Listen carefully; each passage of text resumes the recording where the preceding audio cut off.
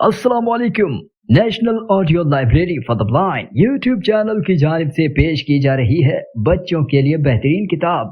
اس کتاب کا عنوان ہے پیڑ کا بھوت، مصنفہ راحت عائشہ، آواز ماریا ذوالفقار آوان کی۔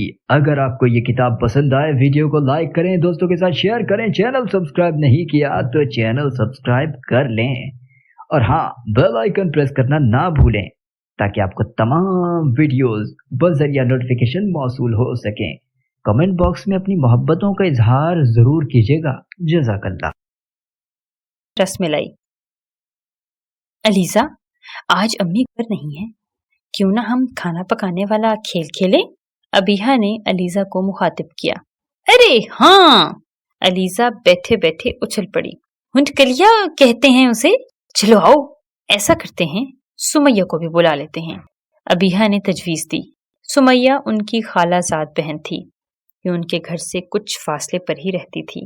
ہاں یہ ٹھیک رہے گا، علیزہ نے تائید کی۔ ابیہا نے بھاگ کر فون اٹھایا اور خالہ کے گھر کا نمبر ملایا۔ اللہ کرے سمیہ ہی فون اٹھائے۔ ابیہا نے دل ہی دل میں دعا کی۔ السلام علیکم ورحمۃ اللہ وبرکاتہ۔ دوسری جانب سے سمیہ کی آواز آئی۔ وعلیکم السلام ورحمۃ اللہ وبرکاتہ۔ سمیہ، ہم ایک بڑے مزیدار کھیل کھیلنے لگے ہیں، تم بھی آؤ۔ ابیہا نے سمیہ کی آواز سنتے ہی اپنا مقصد بیان کیا۔ چند ہی منٹوں بعد سمیہ بھی ان کے ساتھ موجود تھی۔ چلو بتاؤ اب کیا پکایا جائے؟ علیزہ نے سوال کیا۔ کیوں نہ کھچڑی پکائیں؟ ابیہا نے کہا۔ نہیں، کھچڑی نہیں، کچھ اور؟ سمیہ نے ابیہا کی تجویز رد کی۔ علیزہ نے پاس رکھا بچوں کا ایک رسالہ اٹھایا اور اس کی ورق گردانی کرنے لگی۔ اب یہ کیا کر رہی ہو؟ ابیہا نے علیزہ سے سوال کیا۔ چلو آؤ رس ملائی بناتے ہیں۔ علیزہ نے وہ صفحہ آگے کر کے رکھ دیا۔ آسان سی ترکیب تھی، سبھی اس پر رضامند ہو گئے۔ ابیہا نے کرسی رکھ کر اوپر والے شیلف سے پاؤڈرڈ دودھ کی تھیلی نکالی۔ علیزہ نے فریج سے انڈا نکالا اور احتیاط سے بتائی گئی ترکیب کے مطابق سوکھے دودھ میں انڈا اور تھوڑا سا بیکنگ ملا کر گوندھنا شروع کر دیا۔ سخت گوندنے کے بعد تینوں نے مل کر اس کی گولیاں بنائیں اور اسے فریزر میں رکھ دیا۔ پھر 1 کلو دودھ کی تھیلی نکالی جو دودھ والا کچھ دیر قبل ہی انہیں دے کر گیا تھا۔ علیزہ ان تینوں میں سب سے بڑی تھی، لہٰذا دودھ کی تھیلی علیزہ نے کھولی اور اسے ابلنے کے لیے رکھ دیا۔ اب کیا اس دودھ میں وہ گولیاں ڈالنی ہیں؟ کیوں نہ ہم بیا باجی کو بھی بلا لیں؟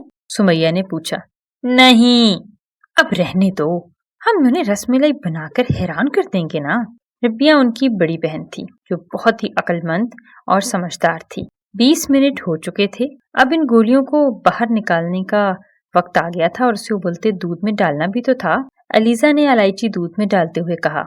اب تو بہت ٹائم ہو گیا ہے، گولیاں ڈالتے ہیں، ڈال کے پھر نکالتے ہیں۔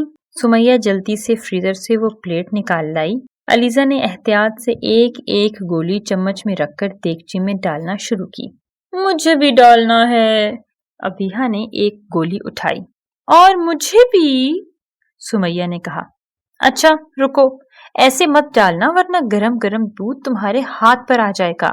علیزہ نے ابیہا کے ہاتھ میں چمچ پکڑایا۔ اب یہ ڈھکن کوئی نہ کھولے، سن رہے ہیں نا سب؟ علیزہ نے ڈھکن لگاتے ہوئے کہا اور چولہے کی آنچ درمیانی کر دی۔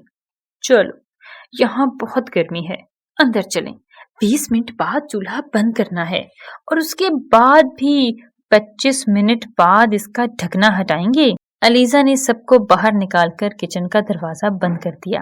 کمرے میں آئے تو بیا کے چہرے پر کتاب رکھی تھی اور وہ بے خبر سو رہی تھی۔ قریب ہی ٹیبلٹ رکھا تھا۔ ابیہا نے بھاگ کر ٹیبلٹ اٹھا لیا۔ بیا کی آنکھ کھلی تو قریب ہی علیزہ، ابیہا اور سمیہ ٹیبلٹ پکڑے بیٹھی تھیں۔ اس کی ناک سے کچھ نامانوس سی بو ٹکرائی۔ علیزہ، تمہیں کچھ بو سی آ رہی ہے؟ لگتا ہے جیسے کچھ جل رہا ہو۔ بیا نے لیٹے لیٹے ہی علیزہ سے سوال کیا۔ اوئے اللہ، ہماری رس ملائی! علیزہ کہتے ہوئے بھاگی۔ کیا ملائی؟ بیا حیران ہوئی لیکن اس نے بھی فوراً ہی اس کے پیچھے دوڑ لگا دی۔